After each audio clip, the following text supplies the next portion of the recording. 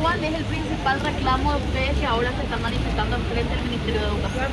Primero que nada, nosotros nos adherimos a pronunciamiento de la Academia de Lengua Guaraní, en particular los estudiantes universitarios autoconvocados de la UNA y luego otras instituciones, como el caso del gremio de los directores y supervisores de nuestro país, el caso del Ateneo de Lengua y Cultura Guaraní y también una organización muy importante que se llama Tatayuy, de lo que estamos acá.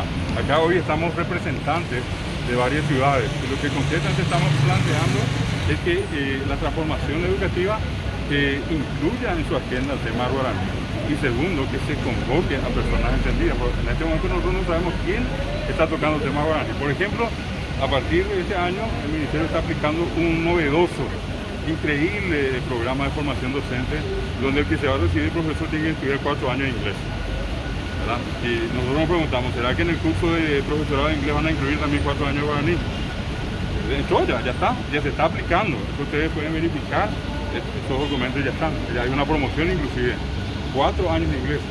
Y lo otro que estamos pidiendo es que en los concursos docentes los exámenes incluyan los temas de guaraní y en guaraní. Anda que ya fuéramos, ya llamo, hay nombre, que mango de guaraní, no pasa así con el examen. Estamos hoy que se hagan hoy que sea, o yuca sea.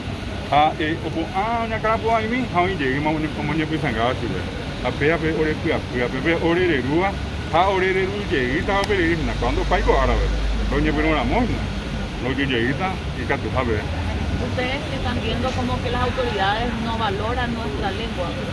Nosotros queremos creer en el ministro, lo que nos preocupa es el entorno.